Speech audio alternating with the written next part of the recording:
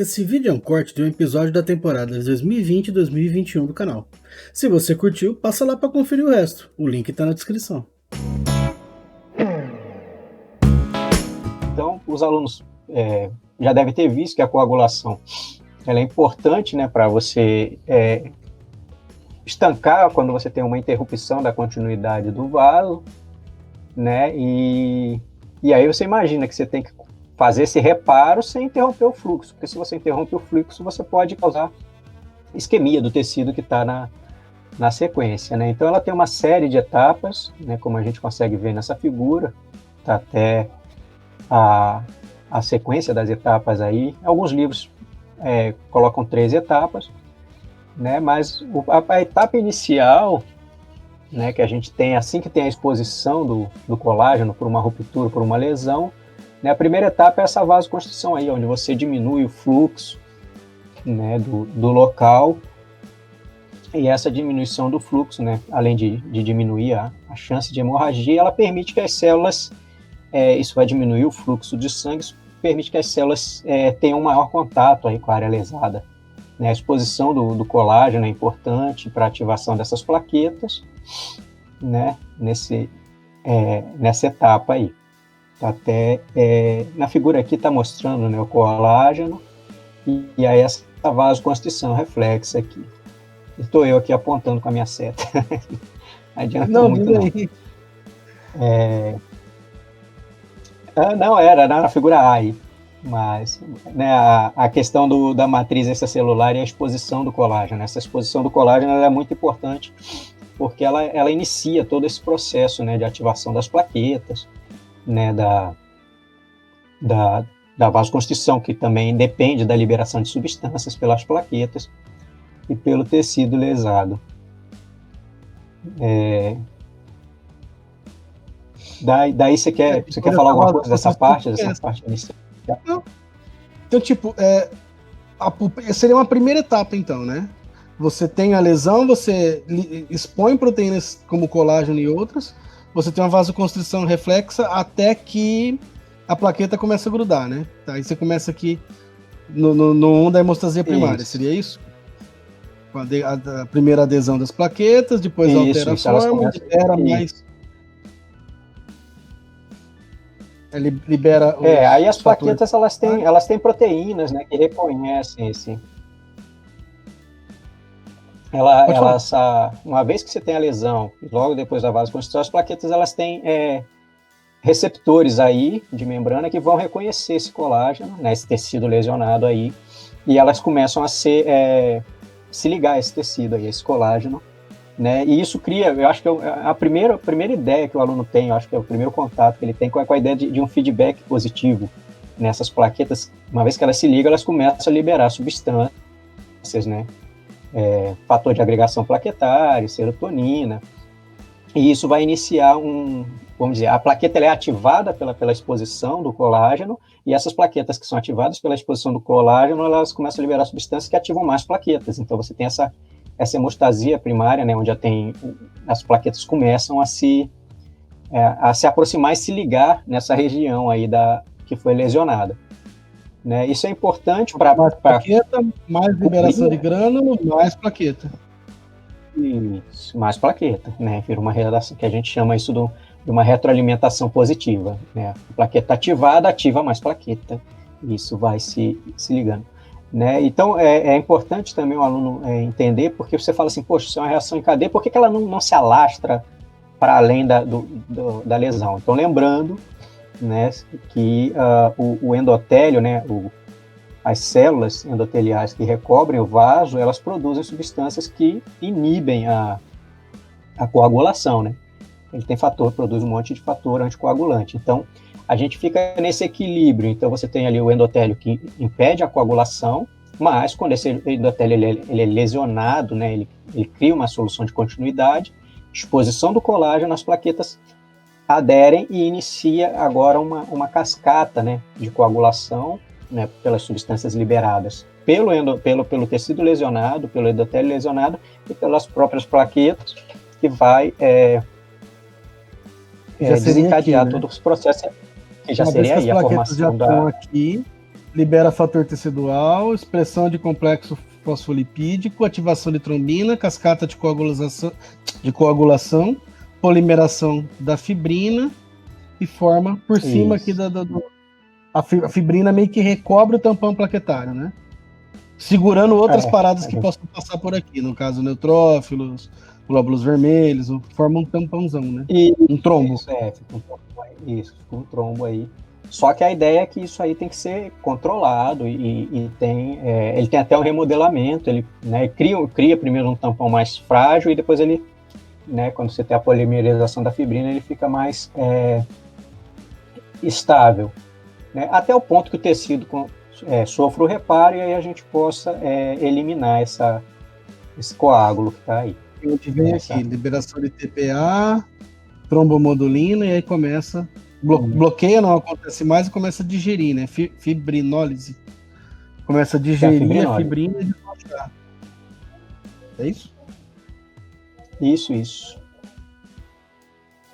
Então você tem agora uma cascata que vai fazer a fibrinólise, mas isso depois que o tecido tiver coisa. Aí nessa figura nem está fazendo ainda a retirada do coágulo, não. Aí o que ele está mostrando, a setinha aí mostra, só para não confundir, para ter essa ideia, são os fatores que o endotélio libera que impede o extravasamento do coágulo. Tá vendo aqui a setinha aqui? Ele está mostrando a liberação da fibrinólise, trombomodulina, né, que bloqueia a cascata de coagulação. Tá vendo que isso está saindo da célula, né, do endotélio íntegro aí. Normal, né?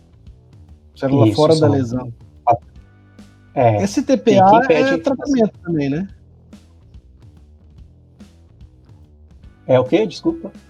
Esse TPA aqui, ele pode ser usado como tratamento também para trombose? Sim. Eu acho que sim. Minha irmã fez. Você injeta isso aqui para tentar desmanchar. Né? Eu acho que... o trombo. Que no caso, né, de AVC, eu acredito que aquele negócio também. Antes da tomografia, você nunca sabe se ele é isquêmico ou se ele é hemorrágico, né? Então, se ele for hemorrágico e você injeta esse troço no paciente, aí dá um ruim brabo, né? Então, bem pior. Antes da tomografia não dá, mas depois, se vê que é isquêmico, já injeta esse troço para tentar desfazer o coágulo. Desfazer outra. E aqui um mapinha do Silverthorne, que eu achei muito mais... Ele não é tão bonito quanto essa figura do Robbins, mas eu achei ele muito legal. Então, que você tem uma parede do vaso sanguíneo danificada, que expõe colágeno e que expõe fator tecidual. O colágeno ativa as plaquetas, plaqueta libera fator plaquetário. Isso já provoca vasoconstrição. Essas plaquetas agregam-se formando um tampão plaquetário frouxo. Esse colágeno com o fator tecidual exposto ativa uma cascata de coagulação, que vai fazer uma rede, vai ter uma retroalimentação positiva, vai ativar o tampão plaquetário, mas vai fazer uma rede de protrombina que se converte em fibrina.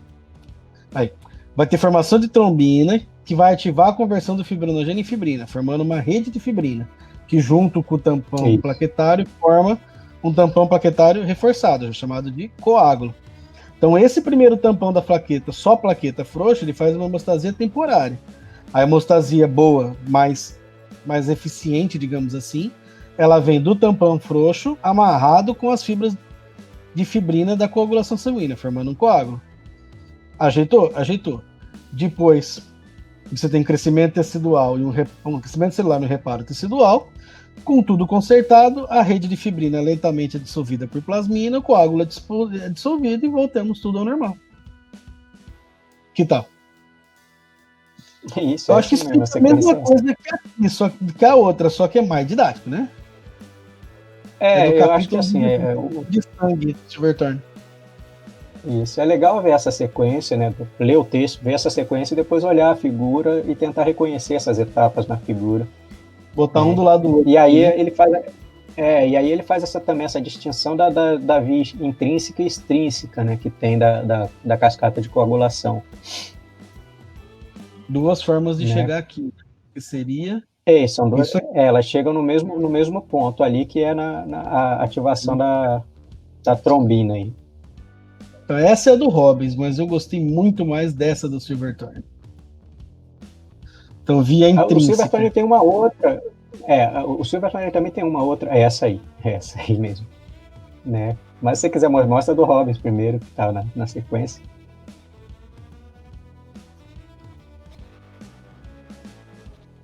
Aí. Então, a via intrínseca, via extrínseca, uma ativada por colágeno, outra ativada por fator tecidual. Então, tipo, longe de mim querer decorar isso. Então, é uma cascata de coagulação. Então, você entendeu o conceito de cascata? Já foi. É isso aí. É uma proteína. É uma via que é ativada ou por colágeno, pela exposição do colágeno, ou pelo fator tecidual. E aí uma proteína ativa outra proteína, que ativa outra proteína, que ativa outra proteína, que ativa outra proteína, que ativa outra proteína. Então você vai ativando vários fatores. O 12 vira o 12A, e aí o 12A faz a conversão do 11 para o 11A, e uma vai virando a outra, vai virando a outra, vai virando a outra. O negócio é ativar o 10. E aqui é muito mais fácil de ver. Você ter duas formas diferentes para converter o 10 em 10 ativo, que é o 10A que chama na outra figura. Esse 10 ativa a transformação de protrombina em trombina. Essa trombina ativa a transformação de fibrinogênio em fibrina. E aí o fator 13 ativa a transformação de fibrina em rede de fibrina. É que essa daqui não mostra o fator 5. Essa aqui mostra. Ele tá ali, ele tá... Não, ele tá ali no... É que aí mostra melhor. Mas se você olhar, ele aparece junto com... Aqui embaixo, depois, na protrombina para trombina, olha ali, ó. Tem um 5zinho ali só, um Vzinho. Tá. Ele tá bem modesto ali, mas ele tá ali. Né? Então, tipo, se você tem um fator 5 que é mais ativo do que o normal, junto com o cálcio e com outras coisas, você vai fazer com que a protrombina se torne trombina mais do que eu deveria, mais do que o normal, mais do que o homeostático. E aí você vai ter essa cascata funcionando mais do que deveria, formando mais trombo do que deveria. Essa é a patologia. Parece que no caso dessa patologia, o que acontece é que esse fator 5 aí, nas pessoas, ele é resistente à inativação. Uma vez ativado, ele é eu li ainda agora no artigo. Mas ele é ativado e aí ele é resistente à inativação, e aí você tem uma... Por isso até que eu acredito que a coisa não aconteça o tempo inteiro, né? Mas se você tiver algum evento que inicie um processo de coagulação, é que a coisa pode dar um problema maior, né? Sim, minha mãe tem um filtro na veia cava, porque diz a lenda que esses coágulos se formam mais nas pernas. Se for para ser de forma espontânea, ele se forma mais espontaneamente nas pernas. E aí ele sobe. Sim. Então minha mãe tem um filtro na veia cava para ele não passar pelo fígado. Senão ele vai para coração e pulmão e cérebro. O problema é chegar no pulmão, né? Se ele começa na perna, um ponto, né? Um ponto de crítico é o pulmão. Porque pela diminuição do calibre dos vasos, né, provavelmente uma coisa que iniciou na perna vai estourar lá nos pulmões. Que foi o que aconteceu? Aí para esclarecimento dos alunos. O que minha mãe e minha irmã têm é embolia pulmonar, não tiveram AVE, como o problema diz. A gente botou AVE no problema para melhorar um pouco a gravidade, trazer mais atenção de vocês, mas elas têm embolia pulmonar, que é a lógica que o Felipe está colocando aí. É mais comum para esse tipo de doença o trombo venoso do que o trombo arterial. E aí elas controlam o tempo de coagulação. Então fura a orelha e conta quanto tempo. Então, tipo, numa pessoa normal demora X segundos para coagular. Nelas coagula muito mais rápido. E aí elas tomam anticoagulante de uso contínuo, varfarina, para manter esse tempo dentro do normal, para tentar fazer uma inativação do negócio. Eu não sei exatamente o mecanismo de ação da varfarina, mas é um anticoagulante. Então toma de uso contínuo para tentar segurar isso dentro dos parâmetros normais. E até o contrário pode acontecer, de tipo, se você se passa da dose, A hora que você precisar que o sangue coagule, ele não vai coagular. Que já aconteceu. Minha mãe caiu. Fica um hematoma gigante. A mãe caiu, ficou um negócio enorme. Porque estava descontrolado o remédio, não coagulou do jeito que deveria coagular. Você passa a ter um aumento do tempo de coagulação, né? Que é complexo. Então tem que ficar regulando a dose o tempo todo para estar dentro do normal, não coagular nem demais nem de menos. E a gente tem várias drogas que tem efeito anticoagulante, né? Cada uma acaba agindo num ponto desse aí da coagulação, né? Se eu não me engano, a AS, né? O ácido acetil salicílico é outro que também causa... Quando você tem doença inflamatória, tipo dengue, com coagulação disseminada, você não pode tomar isso aí. Porque já vai aumentar mais ainda o caráter hemorrágico da doença. O AS, se eu não me engano, ele atua no tromboxano A2, que é o fator tecidual, lá da via extrínseca. Aqui, ó. Ele bloqueia, ele inibe a COX, aí inibe a produção do tromboxano A2, e aí inibe essa via extrínseca. Por isso que ele é tirador, né? Se ele inibe a COX é a enzima que produz prostaglandina e leucotrieno, que dá dor inflamatória. Então você tá com dor inflamatória, você febre. toma E aí inibe a enzima como um todo não produz nada, inclusive o negócio de coagular. Então é por isso. A varfarina eu tinha visto, eu acho que ela inibe a vitamina K, que é um cofator para a síntese de um monte desses fatores. Então ela é... que na urgência, por exemplo, quando minha irmã começou a passar mal de falta de ar, de tudo, na urgência deram heparina, que é um anticoagulante que se usa na doença aguda, para tentar... É quase um TPA aqui, um TPA. Iam fazer TPA nela, mas não precisou. E aí, para uso contínuo, se usa varfarina. Aí eu não sei o mecanismo de ação, não é comigo.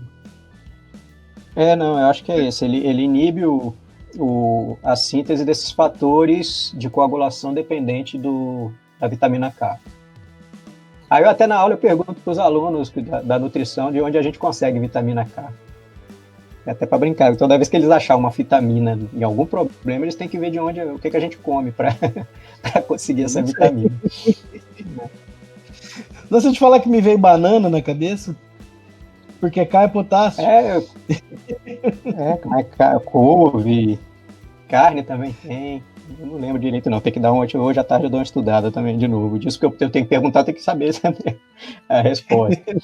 Mas como eu sempre... Não, é porque toda vez que aparece uma vitamina, aí ele já sabe, depois do primeiro problema ele já sabe. Aí ele já começa a estudar antes. Mas olha, toda vez que aparecer uma vitamina aí, o pessoal da nutrição é obrigação de saber de onde vem. Eles dão risada, mas não é? Mas aí é isso.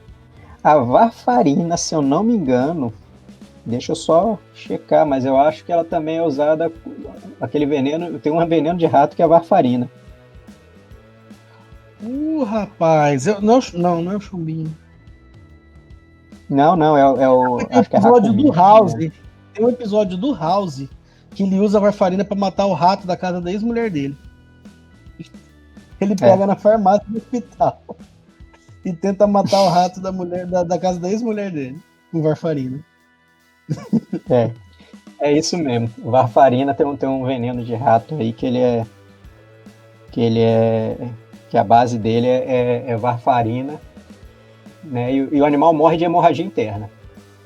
Cacete. Mas aí é claro, questão de dosagem. É questão de dosagem. Claro. Eu falo chumbinho, mas chumbinho não é arsênico. Chumbinho, não. Né? O chumbinho é veneno, anticolinesterase. É anticolinesterase, que ele bloqueia a acetilcolinesterase. Como é bom ter um veterinário entre nós. É uma coisa do outro mundo. Mas isso é farmacologia. Os farmacologistas dominam essa área. também é isso aí, eu já pergunto para os meus alunos da farmácia, falo, ó, se tiver medicamento, o mecanismo de ação é com você. Aí eu vou distribuindo as funções assim. E vira um Eles gostam. tutorial. Isso aí cada um é puxa a metodologia ativa pro seu lado. no auge do brilho. Já tem uma aluna aí que ela vai ter que trazer a varfarina pro problema, né? Pro fechamento. Vamos lá. Então, é uma outra figura mostrando um coágulo mesmo, né? Com a rede de fibrina e um monte de hemácia. E aí o mapinha da sequência de eventos, né? De novo, fibrinogênio, a trombina faz virar polímero de fibrina, vira um coágulo. Depois tem que dissolver o plasminogênio, TPA, TPA, ativa a plasmina, dissolve os fragmentos, a rede de fibrina em fragmentos de fibrina. Isso. Esse é do Silverthorne. Isso quando a célula, né? Uma vez que o endotélio está reconstruído, ele vai, né, iniciar esse processo aí da fibrinólise. Essa figurinha é bonita. E aí, os fatores que chegam numa trombose, né? Então, um fluxo sanguíneo normal, uma lesão endotelial e, no nosso caso, por uma questão genética, hipercoagulabilidade. Isso, coagulabilidade. De Virchow. Isso, aí já eles vão, no livro eles acham como essa tríade de Virchow aí. Né, teve até na abertura muitos alunos que falaram, teve um aluno que falou que teve caso de gente que ele conhece que teve trombose, foi no pós-cirúrgico, né? Então, o pós-cirúrgico está associado à lesão endotelial também, e também a hipercoagulabilidade por conta da ativação, né, de cascata de coagulação, então você tem um aumento da coagulabilidade. Né? Isso aí. E aí a gente vai pro Robbins. Oi. Não, pode ver. Eu acho que ainda é sobre isso. Não, volta então naquele lá. Só volta naquele então. Esse ou outro? Aquela figura. Esse aí. Né? Então, assim, só para lembrar que essa questão de fluxo sanguíneo anormal, que o aluno atentar que tanto um fluxo aumentado como um fluxo diminuído, eles predispõem à formação desses trombos, né? O trombo está associado a aumento de coagulação nos vasos, né? Então, toda vez que você tem um aumento do fluxo sanguíneo, por exemplo, no problema a gente encontra isso no caso de hipertensão, né? Então, você tem um pico de pressão, a hipertensão, isso causa lesão endotelial. Então, toda vez que você tem lesão endotelial, então, você está vendo que muitas vezes eles falam isso quando falam da síndrome de Virchow, é muito comum você ter associação entre dois desses fatores. Né? Então, o aumento do fluxo sanguíneo causa lesão endotelial, isso predispõe a formação de coágulos, e esses coágulos podem transitar pelos vasos, né, até chegar em algum ponto onde eles não passam, e aí causam a obstrução, que vai levar... aquela associação que se coloca, né? De obesidade, hipertensão e, no fim das contas, trombose, né? Sim. Né, outra coisa que interfere no fluxo sanguíneo é a imobilidade. Então, por exemplo, eu sempre destaco isso para os alunos, pessoal da enfermagem, da fisioterapia, que trabalham muito com... Quase todos, até o pessoal da terapia ocupacional, que trabalha com paciente acamado, então ele tem maior chance de ter trombose pela imobilidade, né? Isso altera fluxo, tudo, né? Então aquelas manipulações que os profissionais fazem no paciente acamado são de grande importância para evitar isso. A paciente de pós-cirúrgico, por exemplo, que fica muito tempo deitado, né? Então tudo isso tem que ser... com certeza eles vão ver isso mais na frente do curso deles, na prática profissional, mas já fica essa relação, né, da compreensão desses fatores todos, dessa tríade, e como é que isso aí pode ser associado à prática profissional deles, né, de olharem isso. Até voo de avião, se você aqueles voos intercontinentais, que você fica muito tempo sentado, o pessoal manda você levantar e dar uma andada, porque você pode formar trombo, né, por conta da alteração do fluxo sanguíneo. Né, então, motorista, por exemplo, né? Gente que dirige o dia inteiro, fica sentado o dia inteiro. Tem até aquelas paradas de escritório para você mexer, deixando uma placa, né? numa posição, né? Tem toda uma... Então você pega esses fatores que são assim, laborais, por exemplo, e você bota isso numa pessoa que tem uma síndrome de hipercoagulabilidade, né? O risco vai lá em cima. Né? Anticoncepcional também, tabagismo, tudo isso. Tabagismo causa lesão tecidual por conta da ação das substâncias químicas do cigarro. Né? Então tem um monte de fatores, vocês vão, quando o aluno estudar, ele vai ver um monte lá, mas é até legal ele pegar o fator quando está descrito lá e tentar encaixar em algumas desses pontos da tríade. Né? Vale a pena esse exercício.